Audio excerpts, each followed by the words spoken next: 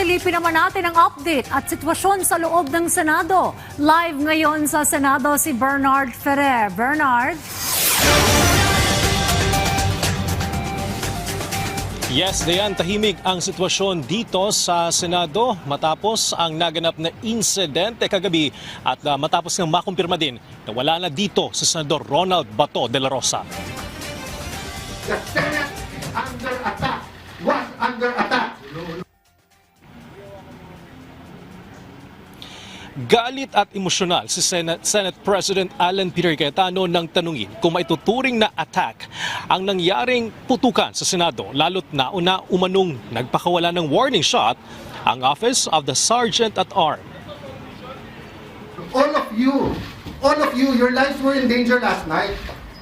So I know it's your job to ask a question, but you will tell me pagka may nagpaputok na warning, hindi under attack yun? My God! We're a democracy. This is the Senate of the Philippines.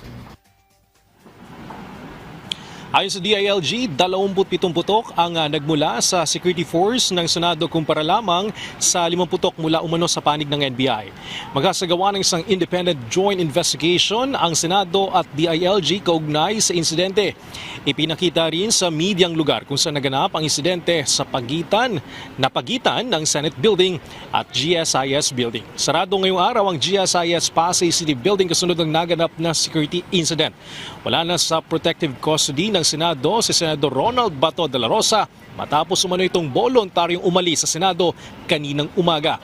Nananatili pa rin sa loob ng bansa si de la Rosa sa kabila ng kumagkalat impormasyong namatan umano ang senador sa Ninoy Aquino International Airport.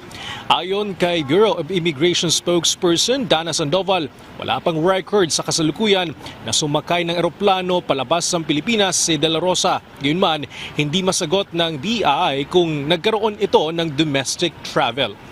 Hinimok naman ni Isadora Riza Ontiveros si de la Rosa na makipagtulungan sa mga otoridad upang maiwasan ang lumang karasan sa loob man o labas ng Senado. Samantala, pinirmahan na ni Cayetano ang liham para kay House Speaker Faustino Bojidi bilang pagkilala sa pagtanggap ng Senado sa Articles of Impeachment. Magko-convene ang Senado bilang impeachment court sa Lunes, May 18, matapos maipadala ng House of Representatives ang Article of Impeachment kahapon. Nauna nang binigyan diin ni Cayetano na agad o forthwith nilang aaksyonan ng Articles of Impeachment sa pamamagitan ng pag-refer nito sa Senate Committee on Rules. I don't want to preempt the calendar, but if it's 15 days, so we will follow. Actually, what we're doing now after the meeting, then seeing you, we're gonna make a draft calendar. So the calendar will not be based on anything that is discretionary. It will be based on objectivity. So Posible namang isagawa ang pagdinig mula Lunes hanggang Miyerkules o Huwebes upang matutukan naman ang Senate Committee hearings para sa iba pang mahalagang usapin o panukala. Sa labas naman, Dayan, nanatiling nakabantay ang kapulisan upang matiyak ang seguridad. Dayan?